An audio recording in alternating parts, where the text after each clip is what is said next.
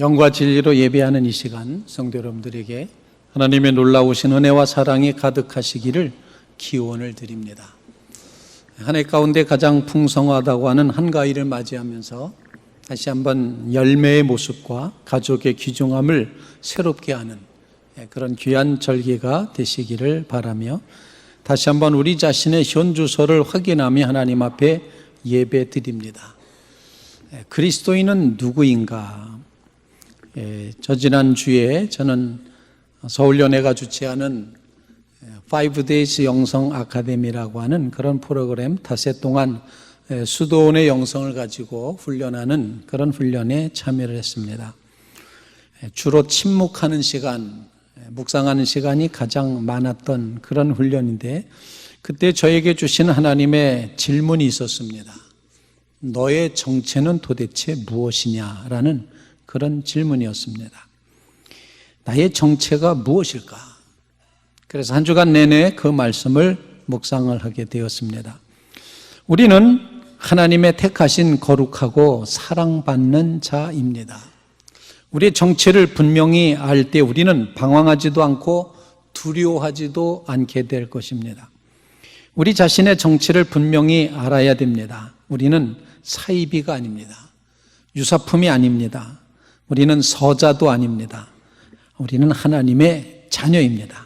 하나님의 택하신 거룩하고 사랑받는 자, 새 사람이라고 오늘 말씀이 가르쳐주고 있습니다. 사도 바울은 에베소에서부터 180km 떨어져 있는 골로새 교회, 그 교회 이단 철학, 잘못된 헛된 속임수의 철학이 그 교회를 파고 들어왔습니다. 그래서 그 성도들에게 하나님의 진리의 말씀 위에 굳건히 설 것을 설명하면서 우상 숭배의 위험성을 가르치는 그런 말씀 가운데, 우리는 다 하나님의 놀라운 섭리와 경륜 가운데 그리스도 예수 안에서 옛사람을 벗어던지고 새 사람이 되었으니 이제 땅의 것을 바라보지 말고 위의 것을 바라보며 살아야 된다고 가르치고 있습니다. 하나님의 백성으로 하나님의 형상이 회복되어 살아갈 때, 그때 우리는 어떤 옷을 입어야 되고, 그리고 그 위에 사랑의 띠를 띄어야 된다, 그렇게 말씀합니다. 그러면서 이단에 빠지지 말고 너희는 하나님이 택하시고 사랑하시고 거룩한 자, 바로 그런 모습, 자신의 신분과 정체를 분명히 하며 서야 된다고 골로새 교우들에게 가르쳐 주신 말씀입니다. 이사야 선지자는 하나님께서 그 택한 백성의 범죄로 인하여 바벨론 포로로 붙잡혀 가게 하는 바벨론 유수, 바벨론 포로의 기간이 끝나갈 즈음에 이제 경고하셨고 징계하신 하나님이시지만 한번 택한 그 백성을 결단코 버리지 않으시고 다시금 사방에서부터 남방, 서방, 동방에서부터 그 백성을 불러 모아 하나님 나라로, 즉 이스라엘 예루살렘으로 돌아오게 귀환하게 하시는 그 말씀을 하면서 두려워하지 말라고 하시면서 너희는 내가 너희를 택하였고 너희를 조성하였고 너희를 창조하였고 속량물을 주어 너희를 대신하였고 그리고 너희를 보배롭고 존귀하게 여긴다고 이렇게 말씀하시면서 물 같은 시험, 불 같은 시험 다 통과하게 하시고 드디어 하나님의 백성을 올바로 세우시겠다고 그렇게 말씀하십니다. 너희 정체가 무엇이냐라는 그런 질문에 대해서 내가 너희를 지명하여 불렀다, 이렇게 말씀하시는 것이 오늘 본문 말씀의 내용입니다. 하나님은 연단을 통하여 그 백성을 궁극적인 구원에 이르게 하시는데, 하나님의 구원의 의지는 일관성이 있고 연속성이 있다는 사실입니다. 하나님은 그 백성이 숫자가 많아서 택한 것이 결코 아니었습니다. 성경 말씀에 의하면 너희가 수가 많아서 택한 것이 아니라 다만 내가 너희를 사랑하여 택했다, 그렇게 말씀을 하고 있습니다. 우리의 모습은 과연 어떤지, 우리의 정체는 도대체 무엇인지, 열매와 신앙의 성숙을 이루어야 되는 절기에 우리 됨을 다시 한번 점검하는 아침이 되시기를 바랍니다. 첫 번째로 그리스도인의 정체는 하나님의 택함을 받은 하나님의 것이라는 사실을 우리에게 증거하고 있습니다. 야곱아, 너를 창조하신 여호와께서 지금 말씀하시느니라. 이스라엘아, 너를 지으신 이가 말씀하시느니라. 너는 두려워하지 말라. 내가 너를 구속하였고 내가 너를 지명하여 불렀나니 너는 내 것이라. 정체를 분명히 가르쳐 주십니다. 우리는 하나님께 택함받은 하나님의 것입니다. 하나님의 영광을 위하여 창조하셨습니다. 속량물을 내어주고 우리를 구속하셨습니다. 수많은 백성 가운데 열방 가운데서 지명하여 불러내셨습니다. 언제나 위험에서부터 보호하시고 도와주십니다. 그리고 택한 백성을 보배롭고 존귀하게 여기십니다. 과연 하나님이 우리를 택하신 목적은 무엇입니까? 하나님은 우리를 하나님의 백성 되게 하려고 택하셨습니다. 택한 백성을 통해서 다른 민족을 구원하시기 위해서 구원받는 통로의 백성, 복의 통로로 그 백성을 선택하셨습니다. 그리고 하나님께서는 하나님의 영광과 찬송을 나타내시려고 택한 백성에게 언약의 말씀을 맡기셨습니다. 그리고 그 백성으로 하여금 오직 하나님만이 세계 만민의 구원자이심을 증언토록 그 백성을 택하셨다는 것입니다. 그러므로 사도 바울은 오늘 본문에서 우리는 하나님이 택하사 거룩하고 사랑받는 자처럼 긍휼, 자비, 겸손, 온유, 오래 참음을 옷 입고 살아야 된다 말하고 있습니다. 어떤 옷을 입으라고 그랬습니까? 긍휼과 자비와 겸손과 온유와 오래 참음의 옷을 입으라. 그리고는 거기에 사랑의 띠를 띠어 온전한 이제 매무새를 갖춰야 된다고 가르쳐주고 있습니다. 우리를 택하신 하나님의 주권을 찬양합니다. 높여드립니다. 우리가 잘나서가 아닙니다. 자격이 있어서가 아닙니다. 하나님이 부르시고 택하시고 지명하여 너는 내 것이라 선포해 주신 것. 이것은 오직 하나님의 사랑이 근거된 놀라운 우리를 변화시키는 하나님의 능력인 것을 우리에게 가르쳐 줍니다. 그리스도 안에서 새 것이 되었고 새 사람이 되었고 하나님의 것이 되었습니다. 사실 예수님 믿고 나서 우리 속에 일어난 가장 큰 변화, 그것은 바로 우리 속에 하나님이 사랑을 부어주신다는 사실입니다. 하나님의 것이 되었다는 사실, 너는 내 것이라, 너는 내 자녀라, 너는 사랑하는 내 자녀니라 말씀하신다는 것. 하나님의 사랑이 우리를 하나님의 것으로 만드셨습니다. 택하셨습니다. 거룩하게 구별하셨습니다. 사랑하십니다. 그래서 우리는 이제 긍휼, 자비, 겸손, 온유, 오래 참음으로 옷 입고 사랑의 띠를 묶고 살아가야지 된다는 것입니다. 하나님의 사랑은 우리의 인격 저 깊은 곳에서부터 변화를 만들어냅니다. 그래서 우리는 이전 것과는 전혀 다른 새로운 존재가 되게 되었습니다. 예수께서 내 죄를 대신하여 십자가에 죽으셨다는 사실을 믿으면 우리는 하나님의 사랑을 알 수 있습니다. 그 사랑을 경험할 수 있습니다. 잠겼던 밸브를 열어 물이 파이프를 타고 흐르듯이 예수 그리스도의 십자가를 믿는 순간 우리 속에 하나님의 사랑이 통과하도록 되어 있습니다. 그 사랑을 경험할 때 우리는 하나님의 것이 되었음을 분명히 알 수가 있습니다. 우리의 신분을 의심할 수가 없다는 것입니다. 택하시고 거룩하고 사랑받는 하나님의 것, 정체를 분명히 하는 믿음의 성도들 되시기를 간절히 바랍니다. 박쥐는 자기의 유리함에 따라서 새 쪽이 유리하면 새라고 그랬다가 또 땅짐승이 유리하면 땅짐승이라고 했다가 이렇게 왔다 갔다 하는 것을 박쥐와 같다 그렇게 표현을 합니다. 우리가 하나님의 사랑받는 존재라는 것, 택하여진 존재라는 사실, 이 흔들림 없는 정체를 여러분들이 꼭 기억하시게 되기를 간절히 바랍니다. 남극 곰은 흰색입니다. 시베리아 곰은 검은색입니다. 이 두 곰이 만났답니다. 시베리아 검은 곰이 남극 하얀 곰한테 말합니다. 넌 참 피부가 하얗구나. 털이 참 하얗구나. 그렇게 말하면서 근데 너무 추운 데 사는데 까만색으로다가 염색을 하면 햇빛을 다 받아서 굉장히 따뜻할 텐데 너 이렇게 하얀색으로 있냐. 그렇게 말했습니다. 이야기를 가만히 듣고 있던 남국곰이 생각해 보니 몹시 추운데 염색을 하면은 까맣게 따뜻하게 살 수 있다는 그 말에 염색을 했습니다. 뭐 연색값도 싸다고 그렇게 표현하는데 그 연색을 했습니다. 까만 곰이 됐습니다. 그런데 실제로 까만색을 하고 보니 햇빛이 따뜻하게 정말 체온 유지가 잘 되는 그런 경험을 하게 됩니다. 그런데 문제가 생겼습니다. 사냥꾼이 나타나서 숨었는데 남극의 하얀 설원에 까만 곰이 어디 숨겠습니까? 그래서 결국 그 곰은 사냥꾼의 총에 맞았다는 그런 이야기입니다. 남극 곰, 그 곰 자신이 자기의 정체성을 놓치면 안 된다는 것입니다. 사랑하는 성도 여러분, 정체성을 잃었더니 생명도 잃어버리게 되더라는 것입니다. 하나님의 택하신 하나님의 것, 하나님의 백성, 하나님의 것이라는 이 정체성을 가지고 살아가시기를 주님의 이름으로 축원을 드립니다.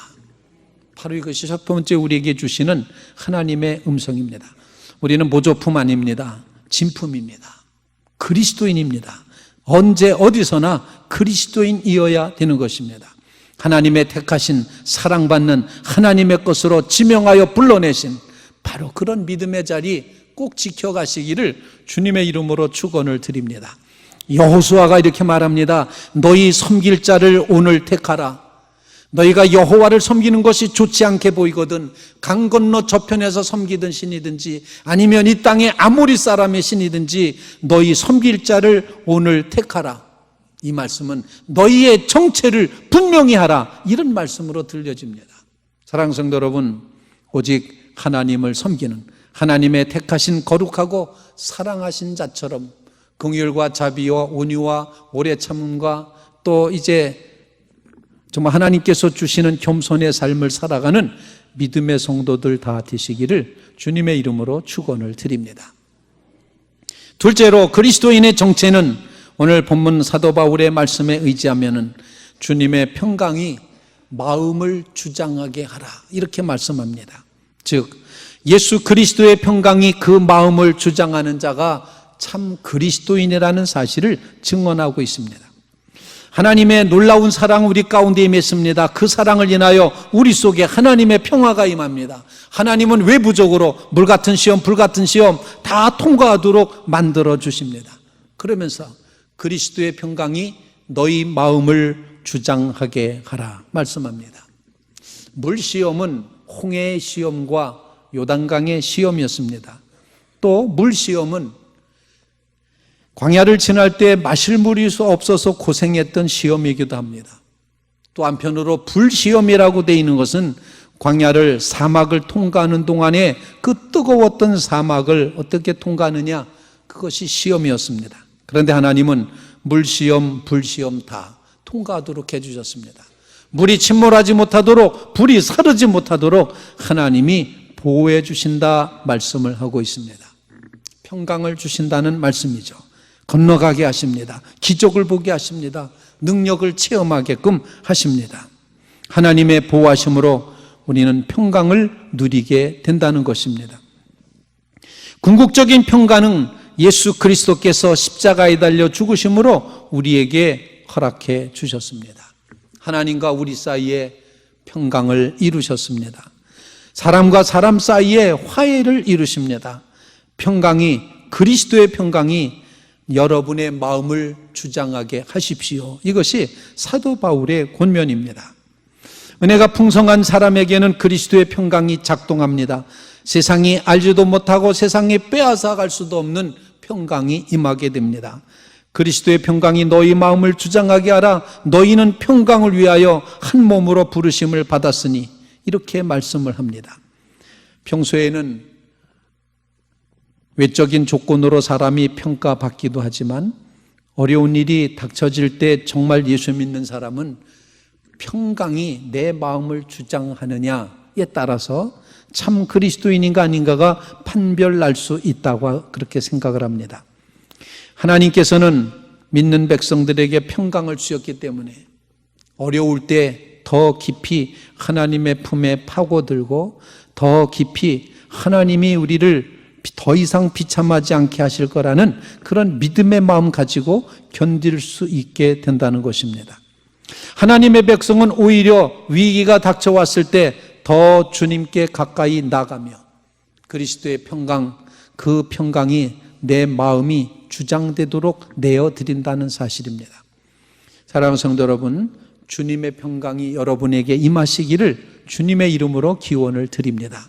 모든 불안이나 두려움 다 내어놓고 절대적인 평안한 상태를 지켜갈 수 있는 성도들, 하나님이 주시는 그 평강이 모든 것을 이기게 만드실 것입니다. 주님은 결코 두려움 가운데, 멸망 가운데 우리를 내팽개치지 않으십니다. 어떤 상황에서도 우리를 지키실 것이고 위기에서 건져주실 것입니다. 이 믿음이 있기 때문에 절대적으로 평안을 누릴 수 있게 되는 것입니다. 우리의 마음을 주장하는 그리스도의 평강이 여러분의 재산이 되고 여러분의 능력이 되고 여러분의 삶이 되시기를 간절히 바랍니다.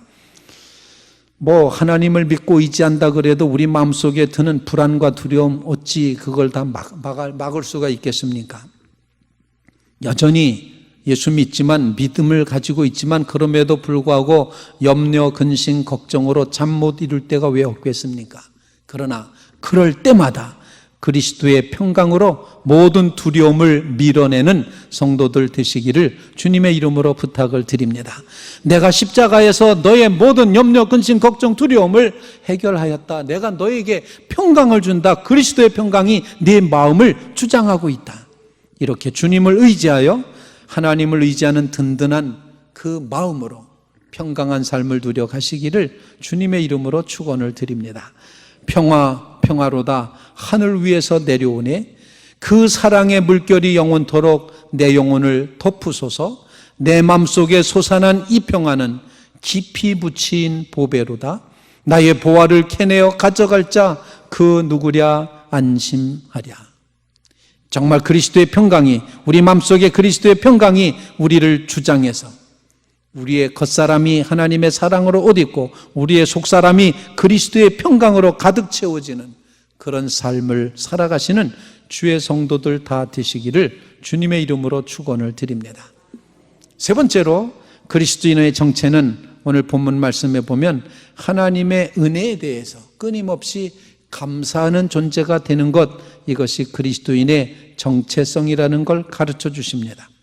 15절 말씀에는 한 몸으로 부르심을 받았으니 너희는 또한 감사하는 자가 되라. 16절 말씀에는 시와 찬송과 신령한 노래를 부르며 감사하는 마음으로 하나님을 찬양하고, 17절 말씀에는 말에나 이래나 다 주 예수의 이름을 하고 그를 힘입어 하나님 아버지께 감사하라. 감사하는 것, 이것이 그리스도인됨의 정체성이라는 사실을 가르쳐 주시고 있다는 것입니다. 주님의 말씀이 우리 속에 풍성히 거합니다. 그래서 우리는 시와 찬미와 신령한 노래를 부르게 되고 우리의 마음으로 감사함으로 하나님을 찬양하게 됩니다. 사랑하는 성도 여러분, 하나님의 능력으로 충만해지는 비결, 그것은 바로 하나님 앞에 감사하는 것입니다. 감사함으로 여러분의 삶이 풍성해지시기를 간절히 바랍니다. 정말로 하나님의 놀라운 부흥이 일어나고 우리 속에, 우리의 심령 속에 기적이 일어나고 새로워짐이 일어나고 기도 응답이 채워지는 이 귀한 역사 속에는 하나님 앞에 감사하는 감사의 역사가 있어야 된다는 것입니다. 성도들의 입술에서 하나님께 감사함이 넘쳐날 때, 어린아이로부터 노년에 이르기까지 모든 교우들의 입에서 하나님의 은혜에 대한 감사가 넘쳐나는 것, 이것이 바로 부흥의 증거가 되는 것입니다. 사랑하는 성도 여러분, 시와 찬미와 신령한 노래를 부르며 마음으로부터 하나님께 감사드리고, 그리고 그 감사함으로 주님께 영광을 돌리시기를 주님의 이름으로 축원을 드립니다. 감사가 그리스도인 됨의 징표입니다. 그리스도인의 정체가 감사하는 태도입니다. 믿음의 수준은 감사로 판명이 납니다. 감사가 있으면 그리스도인입니다. 감사 우선의 사람이 그리스도인이라는 사실 기억하시기를 바랍니다. 감리교 창주시자인 존 웨슬레 목사님에게 많은 영향을 주었던 신비가 윌리엄 로우는 엄숙한 부름이라는 그런 책에서 이런 이야기를 적어 놓습니다. 성자는 특별히 기도 많이 하는 사람, 특별히 자기 절제를 위해 금욕을 많이 하는 사람, 특별히 정의와 진리를 위해 헌신하는 사람이 결코 아니라 성자는 언제나 하나님께 감사하는 사람이다. 이렇게 말하고 있습니다. 감사가 성도들의 정체성이라는 사실 꼭 기억하시길 바랍니다. 사실 우리는 감사가 늘 딸리고 있습니다. 하나님이 주신 건 많은데도 불구하고 여전히 더 달라고 더 요청하고 있으면서 하나님께서 주신 것, 아니 주신 것보다 주신 것이 훨씬 많음에도 불구하고 연약한 감사, 빈약한 감사의 삶을 살고 있지는 않습니까? 이 한가위에, 이 풍성한 절기에 다시 한번 하나님의 은혜를 헤아려 시와 찬미와 신령한 노래를 부르며 마음의 감사함으로 하나님께 영광 돌리는 믿음의 성도들 다 되시기를 주님의 이름으로 축원을 드립니다. 말에나 일에나 다 주 예수의 이름으로 하고 그를 힘입어 하나님 아버지께 감사하라.